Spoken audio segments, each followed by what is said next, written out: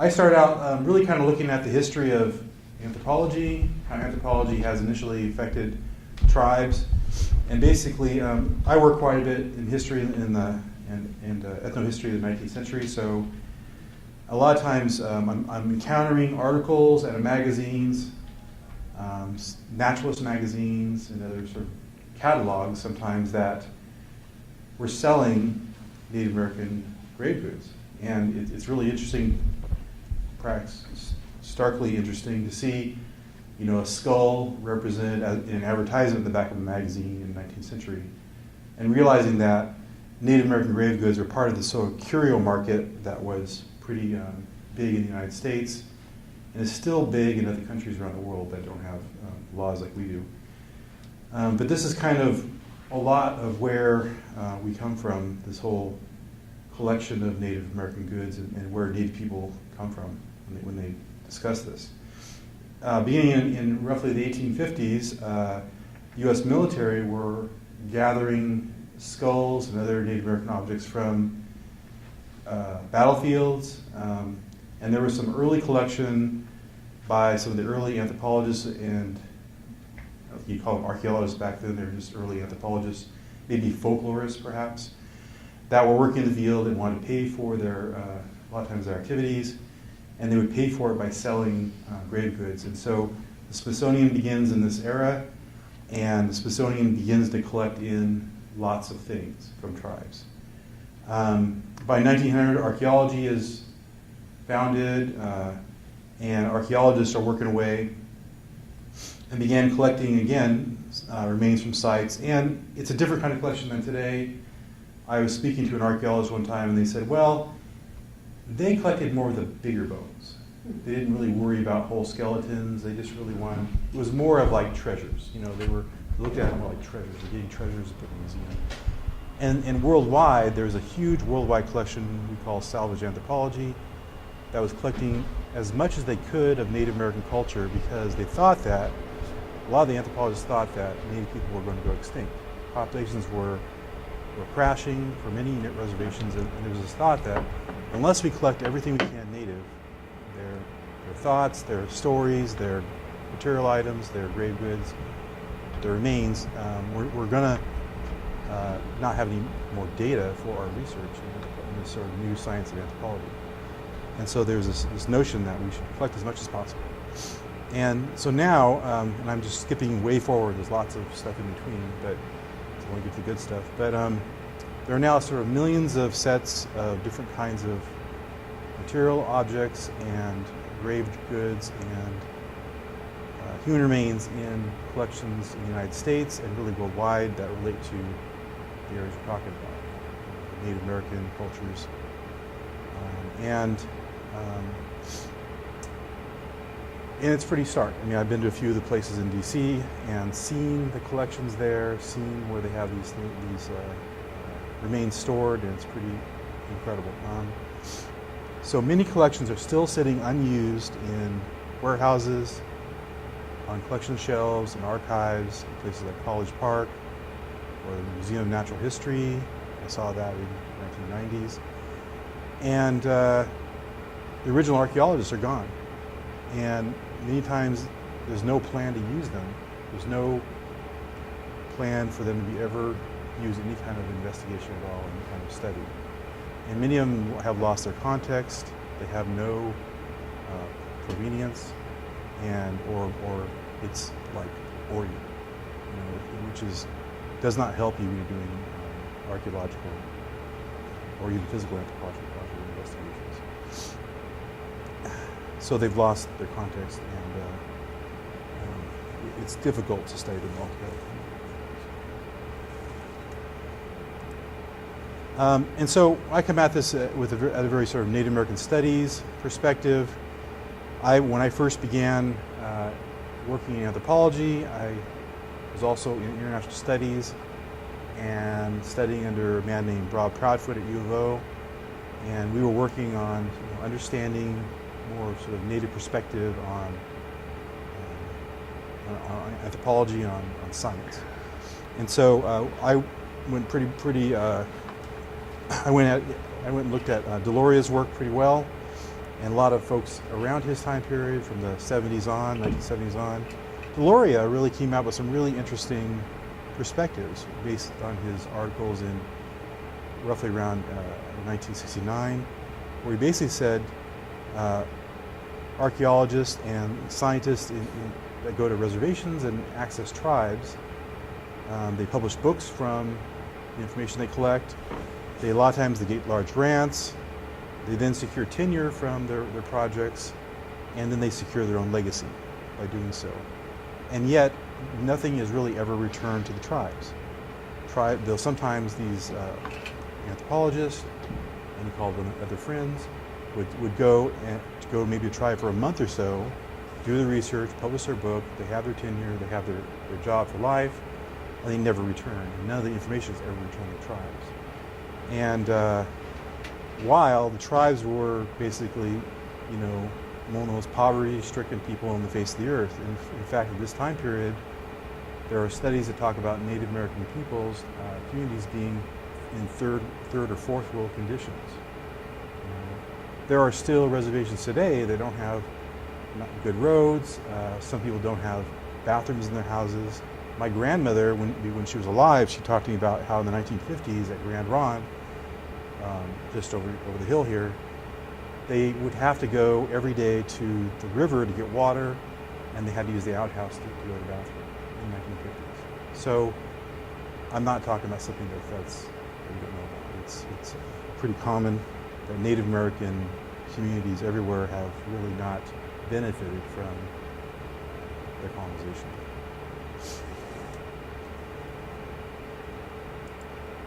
So other scholars picked up that indigenous critique. I'm not going to mention all their names. There's a whole host of them.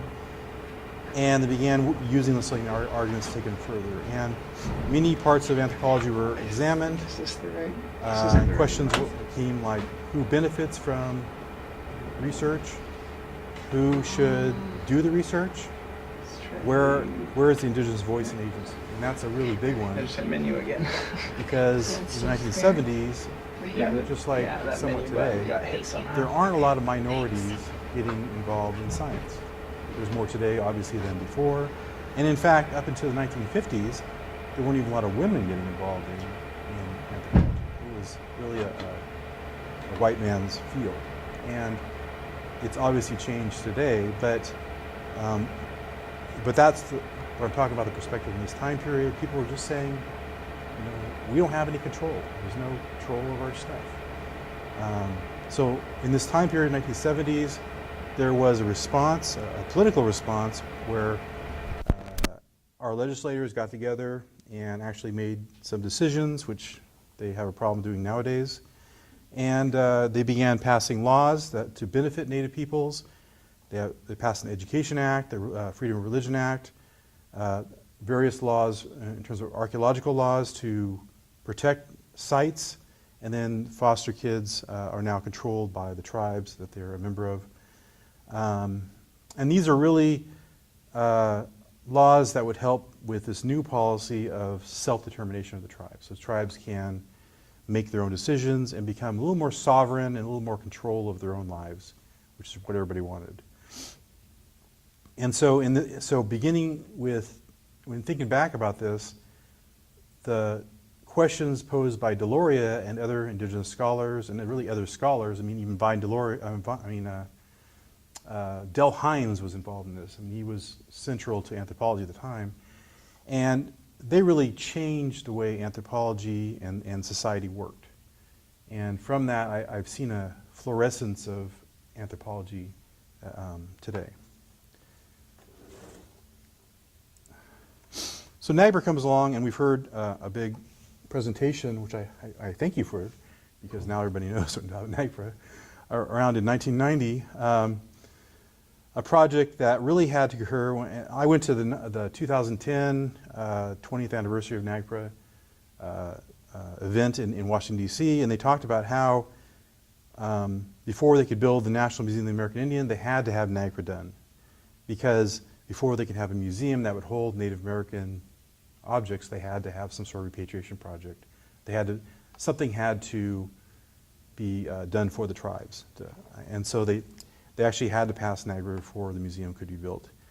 And the process became repatriation, and the tribes were responsible for proving cultural affiliation based on the information they can get from the museum and their own experts. And tribes really struggled. Like you said, tribes struggled because they didn't have experts. They didn't have people that knew much about how the museums worked. In fact, tribes had pretty much stayed away from museums and hadn't had much consultation beforehand. And so there wasn't a built-up, ready stream of people that could do that consultation. And so that took about a decade probably to really get going, really get rolling, because tribes really had to get their people through school and to learn about how those processes could work. They had to have CRM experts, archaeological experts, and they had people that were like archivists really in the tribes that could actually receive those remains as well.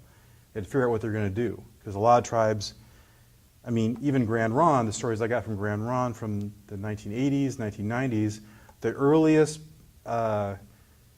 cultural CRM policies for the tribe were, we're not going to repatriate. Or I even heard a horrifying situation where some of the people there said that we're going to just destroy the remains when they came to us. So, and I don't know if that actually occurred, but that's what was said. So we've come a long way since then. We now rebury. And I can't speak for what the tribe does today. I'm not working there, but I used to work there, and I used to manage the program.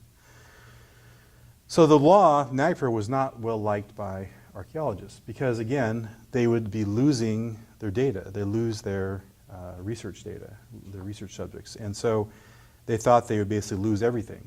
I mean, that was the fears. It was almost really a political fear that they would lose everything, and so they were working against the law. And I think when you think about it, this may have been what perhaps James Chatters and Douglas Owsley were actually after. It was a response to NAGPRA. They really didn't like the law, and they were working against it. Back in 2010, when I was at the conference, there was a number thrown around. They said up until then, only about 20,000 sets of human remains had been returned. And I'm not sure what numbers are today, but that's what they were talking about back then. So Kennewick Man was excavated in 1996 from the bank of the Columbia River in Kennewick, Washington.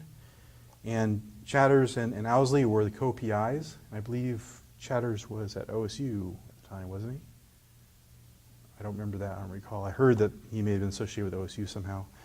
And the remains are fairly complete and dated upwards of 9,000 years before the present. And it was the most complete skeleton of that year, of that old, remains of that old that was found in a long time.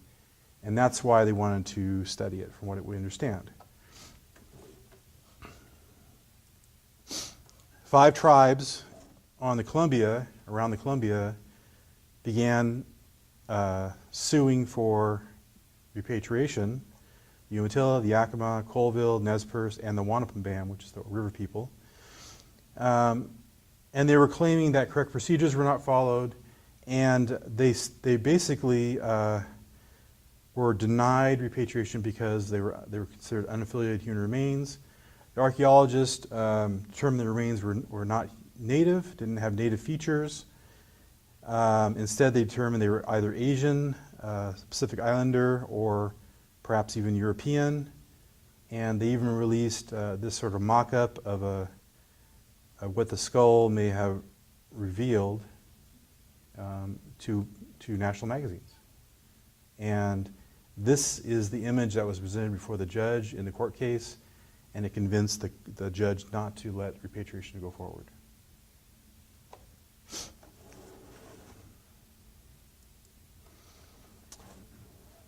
So the suit was lost in 2004, and in 1996, Anton Minthorn of the Umatillas said, "We view this practice as a desecration of the body and a violation of our most deeply held religious beliefs.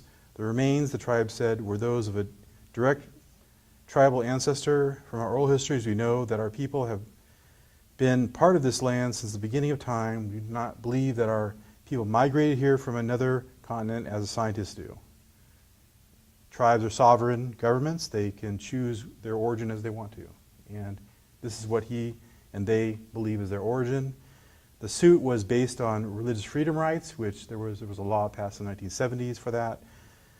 Other members of the Umatilla tribe that were somewhat involved in archaeology told me personally that they wished they hadn't gone after religious freedom, because religious freedom was losing in case after case throughout the West. There were San Francisco mountains, cases in Hawaii, other cases like the Go Road decision in Northern California. They were losing in the courts under religious freedom rights, access to sacred sites, religious places. And so they wish they hadn't done that. They wish it had actually been more of a criminal case, because from what they said, process was not followed correctly. They should have reported the remains to the state forensics lab and the state police, and then it should have processed from there and perhaps been gone towards repatriation under the auspices of the state, the Washington state government. But that was never followed. And that's actually a procedure that most tribes have, like Grand Ronde. Our procedure when I was there is that we had a memorandum of understanding with most of the state parks, BLMs, ag properties, and even the state of Oregon, that most, if not all, human remains are going to first go to the state forensics lab for their determination before it comes to the tribe, because they got to figure out whether they're native or not. So the PIs then sued to study the remains, and the case was placed on hold, pending another investigation they asked for. And so they assigned a panel of world experts, world archaeologists, to start investigating in 2005. Their determination wasn't released in 2014. They determined the remains were Native American, and in fact they were more closely related to Colville than any other tribe in the area. The remains as of in February of 2017 were repatriated from Seattle, where they were held, and to an undisclosed location, I have heard, in Washington state. But I was invited because I'm not part of one of the tribes nor integral to the investigation at all. So I go back to my sort of indigenous studies perspective. Case follows a pattern studied by scholars noting that at some level, anthropology is operating in the service of colonization. Similar to the patterns of colonization, which include the taking of native lands, removal of tribes to reservations, which are paternalistic administrative practices, native material culture is and was taken from tribes and placed in storage in museums and controlled by paternalistic laws and policies which do not allow tribes to have rights over their material culture or remains. A new law, basically NAGPRA, had to be passed to give tribes some rights to their human remains and material culture. Since at least the 1870s, Indian reservations and communities had been subject to extreme anthropological studies and collections, at least since the 1850s. Native people and scholars have noted for generations that we do not have the right to our remains or material cultures. Scholars have noted that Native people appear to have no rights to ownership over their material and non-material culture, and we exist only to serve as subjects of scientific or anthropological research. This was a very key understanding. And at some level, this becomes a human rights issue, and proclamations by the United Nations have stated unequivocally that indigenous peoples have rights to their human remains, which the U.S. has not signed off on. As of, this became a declaration adopted in 2007.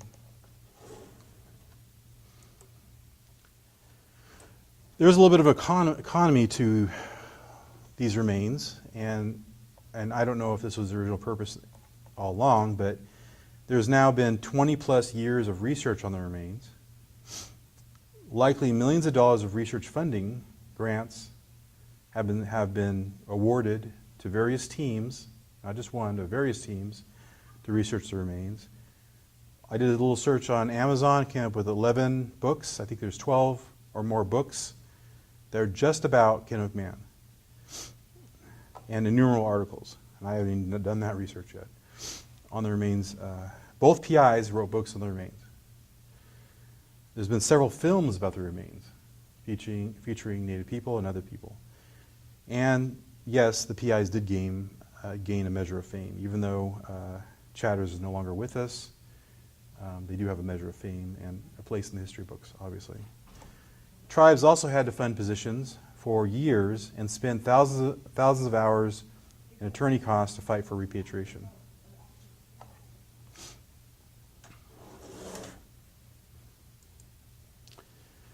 Scholars also noted that much of the scientific dialogue did not help anyone.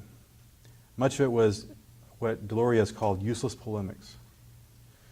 The date of 9,000 years for the remains clearly suggests Native American remains.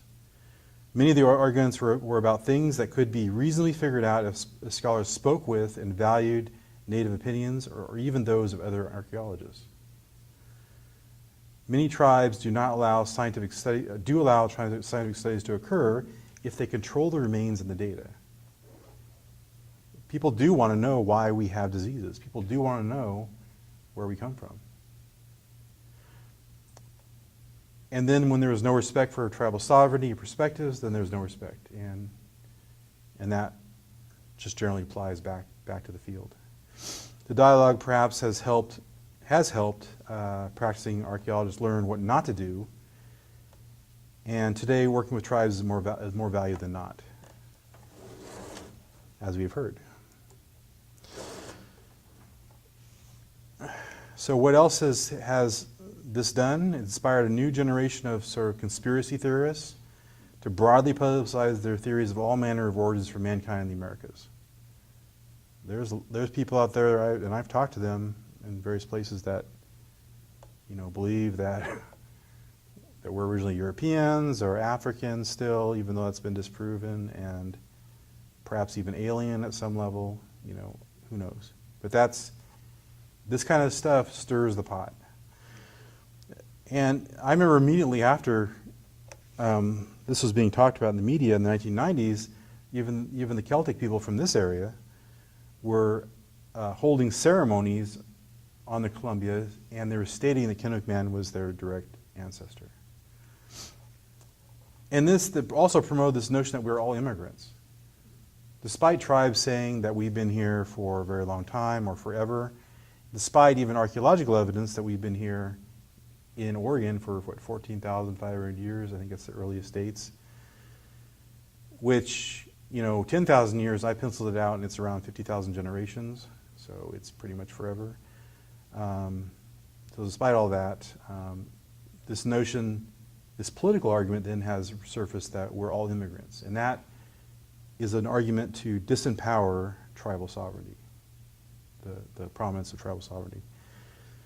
And then it placed the sort of normally sacred space of burial for Native peoples into this realm of the weird and the alien at times.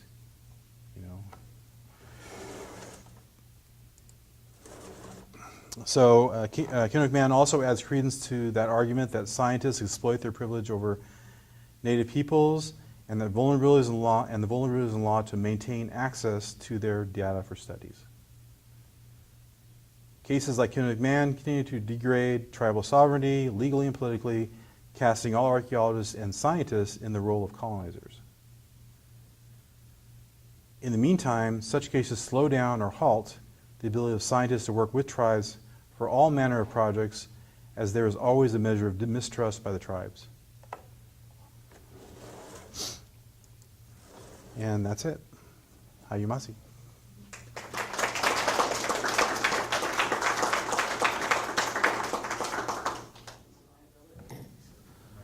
Okay, hi everyone. Can you all hear me okay? Thank you for the microphone. I need one of these. So I'm Peter Lape. I first wanted to acknowledge the traditional owners of the beautiful lands and waters around us, the Kalapuya people who are now represented by the Grand Ronde and other tribes in Oregon.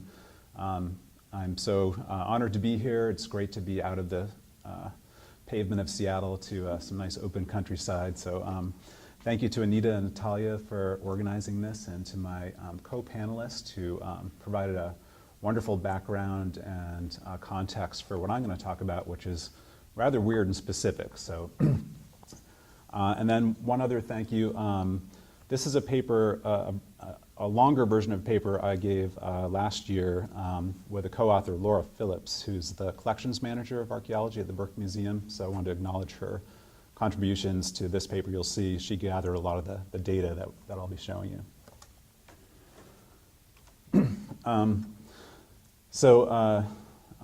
David especially gave a great background, I think, to the Ancient One history of the discovery and the case. I'll put my politics right on the table. I'm an archaeologist. I'm a scientist. I think science is incredible. It's a fantastic way to learn new things.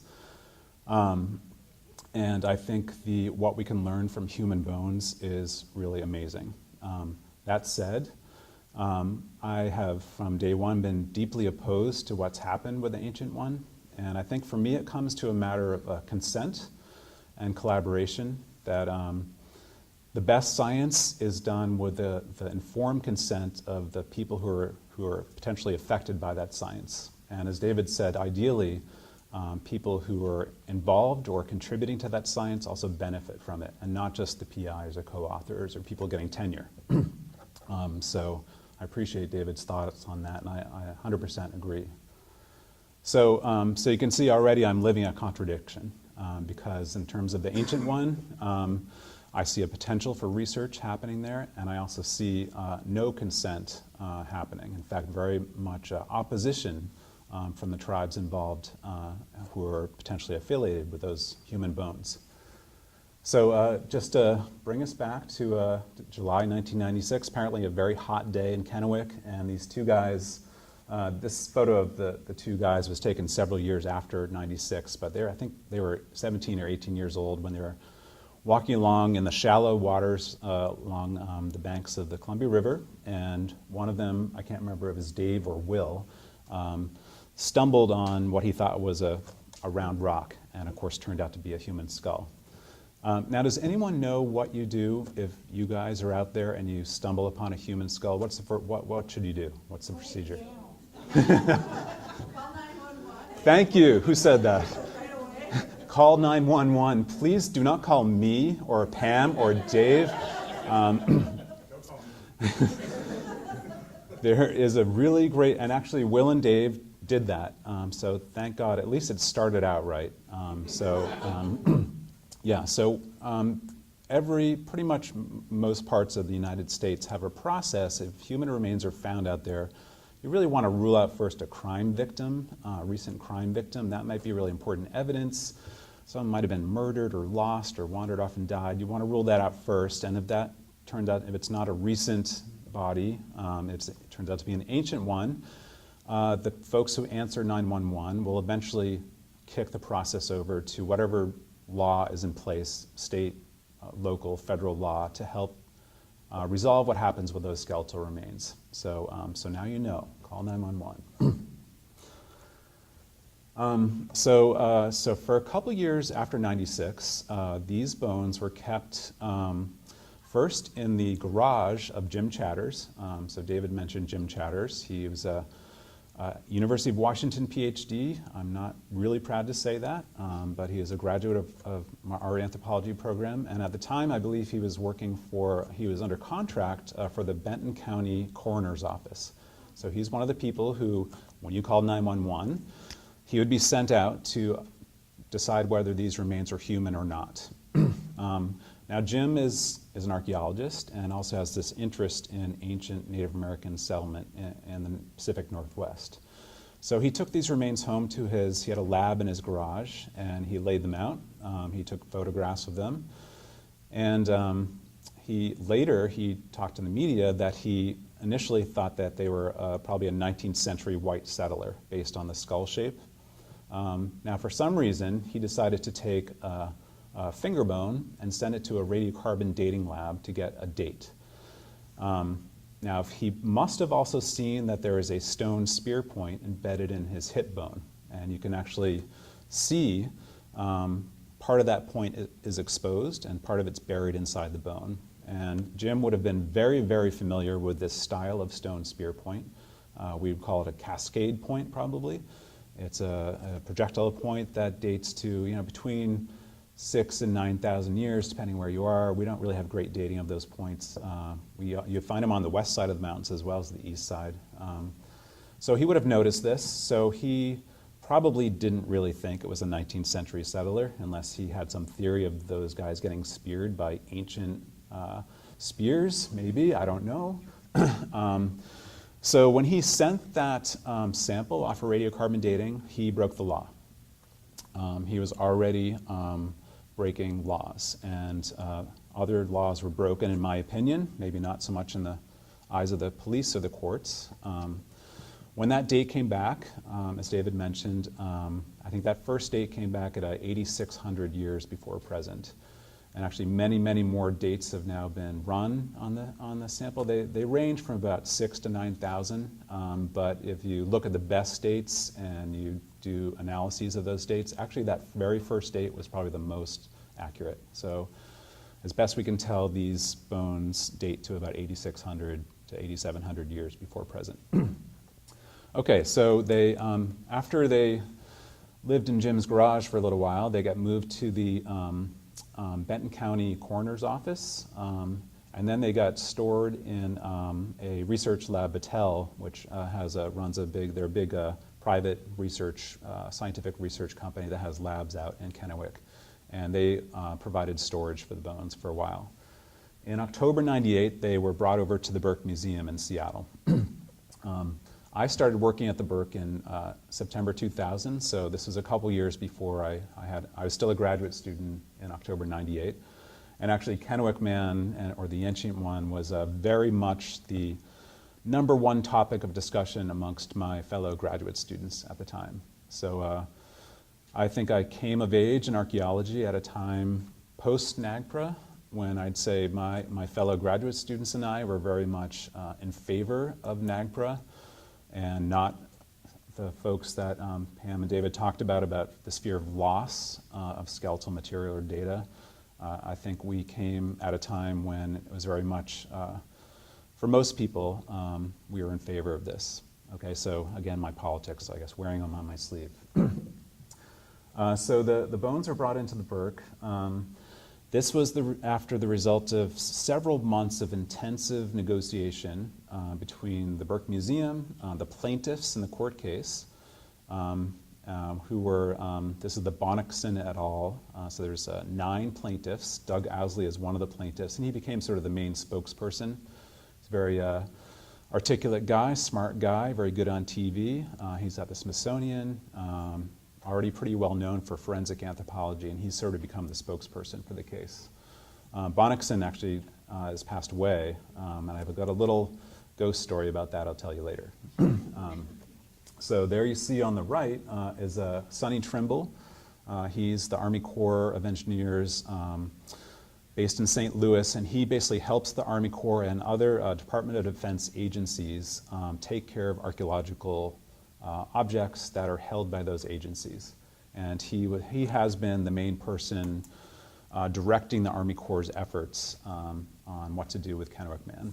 So I think, as David mentioned, the Army Corps, or maybe Anita in the intro, the Army Corps of Engineers is the federal agency that controls these remains, or controlled until February. You can't actually own human remains in the United States since the Civil War. You're not allowed to own humans or human parts. There's some minor exceptions for medical schools and that kind of thing, but generally you can't own human remains. You can control them, which means you can have them in your possession and make decisions about them, but you don't have legal title to those remains. Because the bones were found on the banks of the Columbia, that land was owned by the Army Corps because of the dam projects on the river, so they became the agency in charge. If the bones had been found on private land, NAGPRA would not have applied, and we would have seen a very, very different process take place. If they had been found on state land, there would have been another process as well. Washington State actually, I think similar to Oregon, has a state burial law that actually recently was strengthened thanks to one of our state congressmen, and now it's actually, that actually is the final process by which Kennewick Man was returned in February. It was through state law. David mentioned this, the Celtic group, so the Asatru Folk Assembly was present in October 98. Was anyone there in October 98 at the Burke Museum at the transfer? Too bad, I'd love to hear more about that, but they apparently set up some sort of Celtic-y tent in the parking lot, and these guys were walking around with these robes, and they had big knives, and so because they had weapons, we had to have the FBI and state patrol present to provide security. Apparently it was quite a circus with everything happening and the media and everything. So what I'm going to talk to you today about is my perspective. I had a front row seat from a position of zero power for the last 17 years for the Ancient One case. So the remains were essentially under, as a staff of the curator of archaeology at the Burke Museum, they were under my care. I was legally responsible for storage, security, and providing access to the remains. We were paid by the Army Corps for these services, so we had no control over them. We were just hired by the Corps to basically provide storage cabinets and alarm systems, and then to open and close those things when we were ordered by the Army Corps. So what that meant is I was there when anything happened, and I rarely got to say anything, and I never got to decide anything. So that's my perspective. And I wanted to talk about, from Anita's idea for this conference or workshop, a little bit about how museums and researchers deal with human bones. I'm not a physical anthropologist. In my own research, I don't deal with human remains at all. So for me, it was really interesting to watch how it all happens. It was fascinating, actually, and disturbing in some cases, but quite interesting. So I want to talk to you a bit about that in this case. So here's what the collection looks like from a collections management standpoint. So the numbers of things. They filled the bones themselves, filled a museum storage cabinet about 4 feet by 4 feet by 4 feet, so metal cabinet. There's stuff besides the human bones. There's some other stuff. There's some dirt samples. There's various plaster and silicon casts. There's things that were collected from around the Kennewick Man find site. So other artifacts that probably aren't associated with the 8,500-year-old stuff, but other things. And then there's a lot of archives. And people who don't work in museums often don't realize this, but a really, really important part of archaeological collections are the papers that tell you what they mean, and things like photographs, maps, field notes, all that kind of stuff. So we also take care of archives, as I'm sure Pam knows very well. As David mentioned, this immediately went to court. So actually what was happening was the Benton County coroner realized that this was Army Corps land eventually. They called the Army Corps Walla Walla District commander, and he instructed his staff to deal with it. And they followed the NAGPRA law, which is, this is the inadvertent discovery aspect of the law. So these are things that aren't already in museum collections, the kind of things that Pam was talking about for the OSU Museum, but the things that you find on the landscape, on either federal or tribal lands. That's when NAGPRA kicks in. So Army Corps Walla Walla staff follows the legal process, which means they publish a notice in the local paper.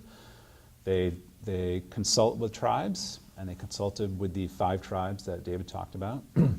One of them is, the Wanapum Band is not a federally recognized tribe, but very, very frequently the other tribes invite the Wanapum to be part of NAGPRA process. When that notice got into the paper, Jim Chatters read it. He called up his buddies, and they filed a lawsuit to halt the repatriation. So this is often, I find members of the public are often confused about this, and actually even my own students. The US government was on the side of the Native American tribes in this case, okay? So, in fact, the military was on the side of the Native American tribes. And the people who were opposed to this were this group of 9 scientists. Okay, so that's one of the faction divisions within the case of many. Okay. So here's what, so in '98, the Burke signed this contract with Army Corps. The judge in the case, Judge Geldricks, Portland, federal judge, decided to hear the case, and the hearings took many, many years. So while the case was open, he ordered the Army Corps to provide storage and security for the remains. And the judge selected the Burke Museum on the recommendation of the Army Corps to be that institution. The 9 plaintiffs were deeply opposed to the Burke Museum being that place. And I've been looking in some of the archives to try to figure out exactly why that is. I think it's a really interesting little story. On the one hand, Owsley really wanted the remains to go to the Smithsonian, and I think this ties into what David was talking about, this kind of a feeling of a privileged ownership over human remains, particularly Native American human remains by scientists. Owsley wanted these things close. He wanted them in his lab where he could do his work. He didn't want them in the Burke Museum way out in Seattle, the other Washington. This is gossip, so apologies right in the beginning, but it's backed up by facts. My current boss, the director of the Burke Museum, Julie Stein, in 1998, she was the curator of archaeology, so she was my predecessor. In summer of '98, she sent an email to a listserv of other museum curators. Maybe, Pam, you were on that list, I don't know. Basically complaining about Chatters and Owsley and saying they're a bunch of idiots and that they shouldn't get these bones. Owsley got a hold of this email and sent it to the judge and said, this is evidence that the Burke Museum is not a neutral institution. It's a partisan to this case, and therefore they shouldn't be entrusted with these remains in this very contentious case. And so Geldricks' solution was to impose a gag order on Burke Museum staff. So we were legally required to not talk about the case at all while the case was open. So when I was hired in 2000, I was instructed to, if I wanted to say anything about Kennewick Man, I had to call the Army Corps PR office and get approval. And so I obeyed this order. I was a new guy. I didn't want to get fired. So after the case ended, around 2005, it's kind of questionable when it actually ended. I determined that I was free of this gag order, and since then I've been speaking a lot about my opinions about the case and going on the radio and that kind of thing. Okay. So after the case, so as you may know, the case, Geldricks eventually ruled in favor of the scientists. So he said that the remains were not Native American at all, because in his reasoning, they could not be culturally affiliated with any federally recognized Native American tribe. This was actually a fairly radical decision no one saw coming.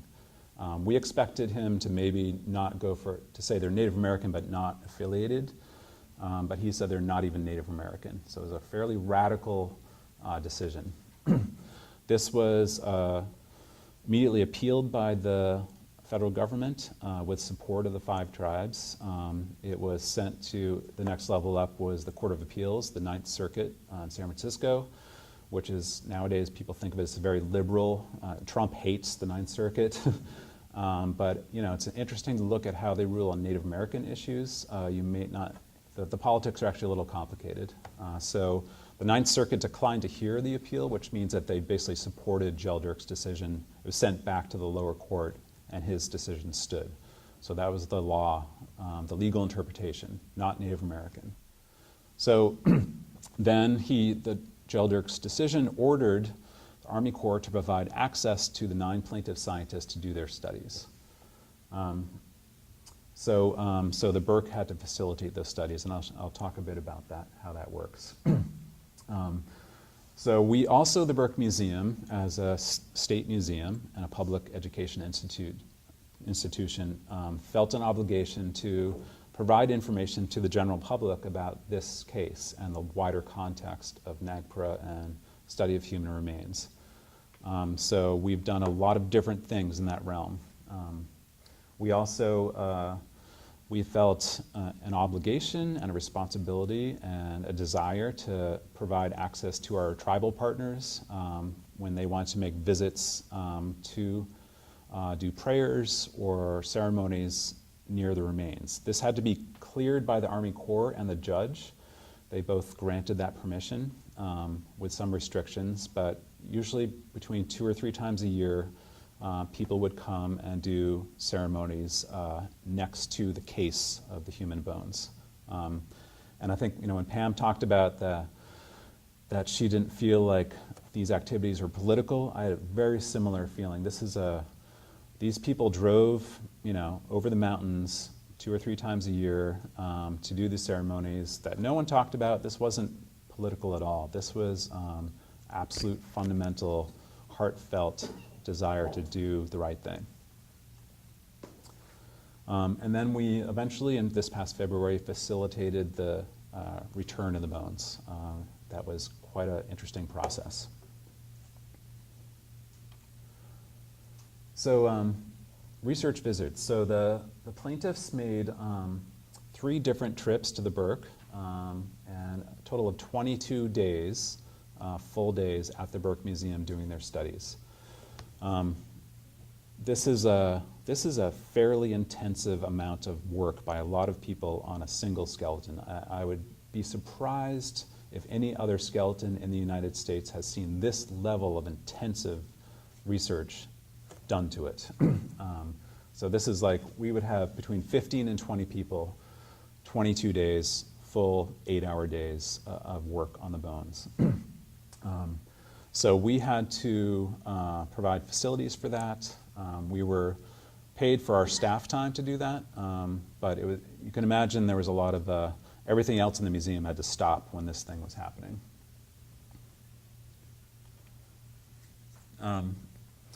So there's altogether, there's 9 plaintiffs. Jim Chatter was not a plaintiff in the court case. So he has an interesting relationship with Owsley and the others. That it gets into the realm of gossip, I guess I would say. But and he is still alive, by the way. I don't know. So I saw him last week. Oh yeah. Okay. Yeah.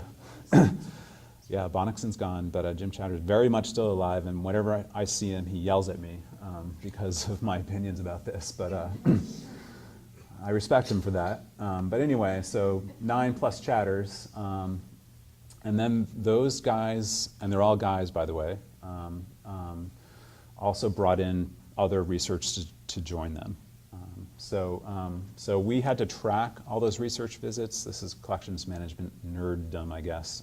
But there's a lot of work involved in kind of keeping track of research access for things. We facilitated loans of parts of the bones. Another kind of weird thing that people don't ever talk about, but pieces of bones were sent all over the place to radiocarbon dating labs, isotope labs, of course eventually several DNA labs, including finally to Denmark, where finally there's successful DNA evidence obtained. So tracking those loans, people don't always send back everything you sent them, so you have to call them up. In fact, right like February 15th, 2 days before repatriation, we discovered a big piece of bone down in Sacramento that the guy he retired, and it went to and he died, and his wife had it in the boxes in the basement, a piece of Kennewick Man. Can you believe it? I think this is just how archaeologists used to work. I hope if any of you out there are archaeologists, you're not like this, but unbelievable. And in many cases, bones were sent out, the remains were returned, and then they were sent back out for additional pieces cut off, sent back, sometimes over and over again. In fact, the piece of finger bone that the DNA eventually came out of from Denmark had been sampled, I think, 4 times. And then Laura did this amazing job of linking the research to the individual pieces of bone. It's actually a lot of work to do this. She's incredible. We partnered with, the Army Corps hired these 2 conservators who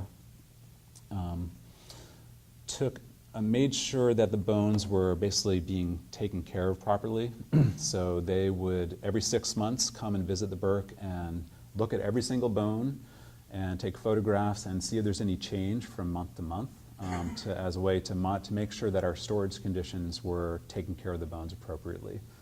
And there's a little bit of controversy. The plaintiffs, one of their arguments against the Burke Museum being the home for these bones is that we don't have a humidity control. All we have is heat in our building. We don't have air conditioning or humidity control. So it's a 1963 building. We're a state museum. We didn't have the money to do that. We're building a new building now that's going to be amazing with all this stuff, but right now we don't have that. Luckily, we're in the Pacific Northwest where our climate is relatively even across the year, but we do get humidity and temperature changes inside our building. So we tracked that very carefully with monitors to see if we get a spike in humidity, did that relate to a change in the bone condition? And actually what Nancy and Vicki found is that no. In fact, what actually contributed to deterioration of the bones was handling by the researchers. And when I watched them handle the bones, you can see that clearly. I mean, we forced them to wear gloves. They didn't want to wear gloves. And they were refitting broken bones together to get measurements. It looked very harsh to me, and definitely when we looked at the effects of that handling, you could really see it in the condition of the bones. So I mentioned the Burke feels this obligation to our public audience, to people of the state of Washington. We'll give, I guess, Oregonians a little bit of info too, but the taxpayers of the state of Washington pay for us, so we feel like we owe them sharing information with them. So as a museum, we have sort of competing or sometimes conflicting responsibilities. There's that public responsibility. We have had human remains in our collections. Most of them are now very actually similar in terms of numbers as the Oregon Museum and process. So we had probably between 500 and 600, depending on who was counting, Native American human remains when NAGPRA was passed, and we have 3 left. So we're down to and they're all Southwest, those with no provenience. So in terms of our own NAGPRA responsibilities, we've been working very hard to get that work done. But we also take care of collections for government agencies, what we call held in trust collections. And this is like, the ancient one is one of these, but we do several others as well for National Park Service, state agencies, and that kind of thing. And sometimes those federal and state agencies don't have the same ethos that we do. And Pam hinted at the differences. So, in my experience, I find U.S. Forest Service is really difficult. If there's any Forest Service people here, there's great people who work for Forest Service, but in terms of NAGPRA, it's been hard to work with them. Park Service, on the other hand, has been pretty good.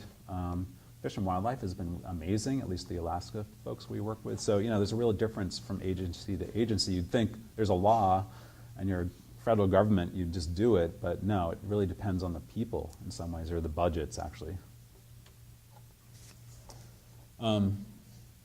I wanted to mention something that David touched on a bit, and there's questions, I think, after his talk about the media and kind of the role of information out there in the landscape that people see and read.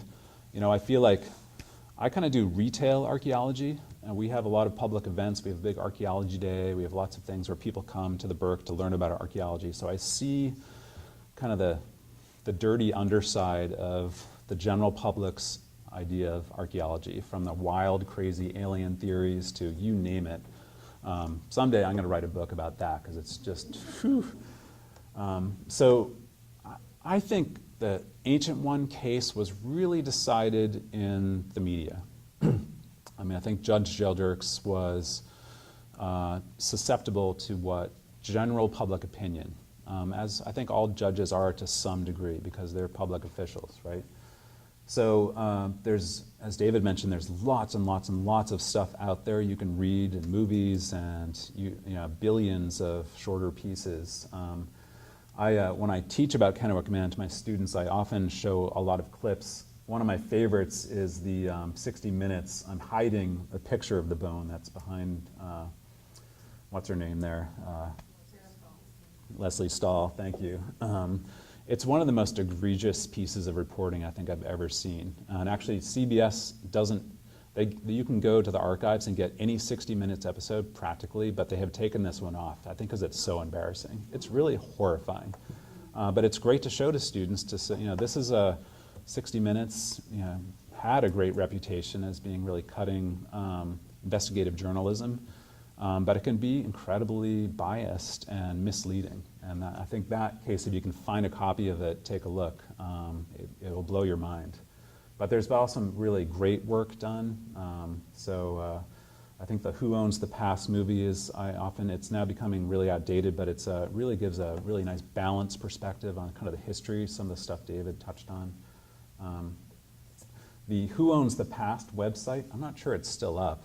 This was the website that there's a nonprofit group established in Portland to financially support the efforts by the plaintiffs to repatriate.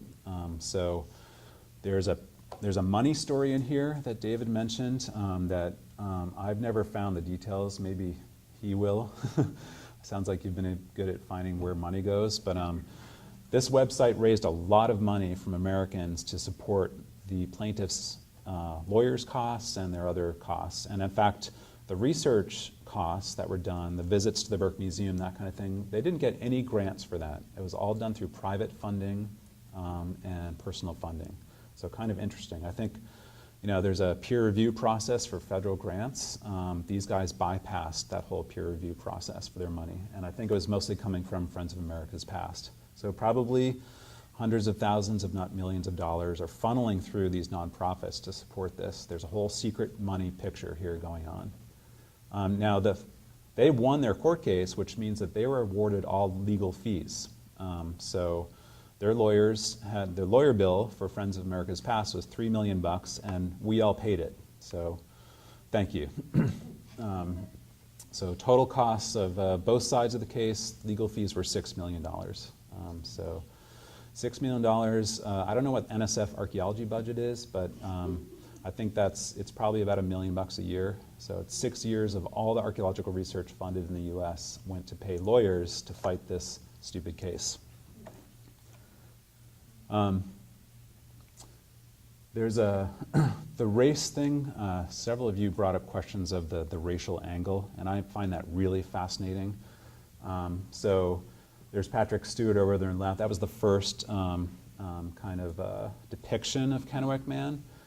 The next one, the one that I saw a lot of was this Time magazine. I think that was 2000, I forget, 2009, 2007-ish, where now he's looking, what does he look like to you there in terms of ethnicity? Anyone want to guess? The middle guy?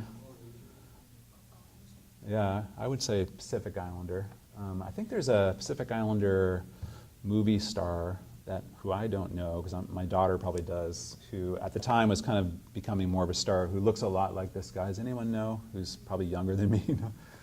Anyway, so blue eyes. We have no idea. The bones don't tell you a single thing about hair color, skin color, eye color, really that much about, the muscle. You know a little bit about muscle attachments, but in terms of overall shape of the flesh, we really don't. That's art. It's interpretation. So you can go a lot of different ways. And then this is the guy on the cover of the Doug Owsley's research book. When in the book, he's claiming basically Ainu as closest living relative to Kennewick Man based on skull shape.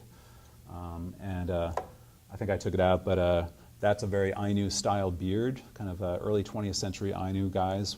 That was the hip beard at the time. So yeah, so there's a very much a racialized aspect to Kennewick Man in the public media and in the court case as well. So this is finally the book that came out in 2014. So the last study visit was I used to have these dates memorized, but I think it was 2006. So it took 8 years to publish the results of this study. And for a while I was going on the radio stations and saying, that's a little too long. The 9 plaintiffs made this claim that this scientific information we would learn from Kennewick Man was in the interest of Americans. So where was it? Well, it did finally come out, this big thick book, and I paid my $75 and bought it. It was the hardest $75 I've ever spent, I think, to buy this book. And it's got some good research in it, actually. So there's some really good chapters. I'd call out some of the more kind of foundational, like the isotope study that's looking at his diet. It's pretty interesting. The dating's really well done, so really nice radiocarbon analysis of the different dates. The interpretation of some of those, so there's chapters that are kind of more the raw data, and there's chapters that are interpretation. It's striking to me how quickly Owsley and his colleagues wander away from the data to get into interpretation that has nothing to do with the data you just read about. So that's my personal critique of the $75 book, but it is out there.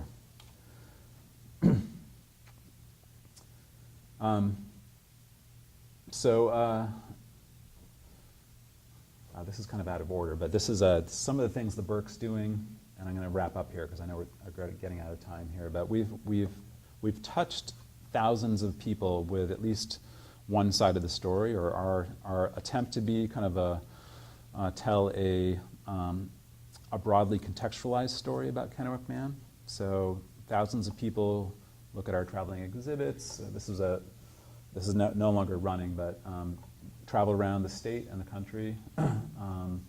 We have a website up right now that we get a lot of page views for. We have a curriculum for middle school and high school kids that's really looking at the kind of the social practice of science in America, kind of the anthropology of science, as you will. And has students think about scientific policy and things like informed consent. And there's our new building. It's under construction. My office is going to be by that middle tree there. And Kennewick Man will not be in that building. And if I can help it, there'll be no Native American human bones in that building either. I'm not sure we can get there, but we're going to try our best. So I'll stop there and take questions. Thank you.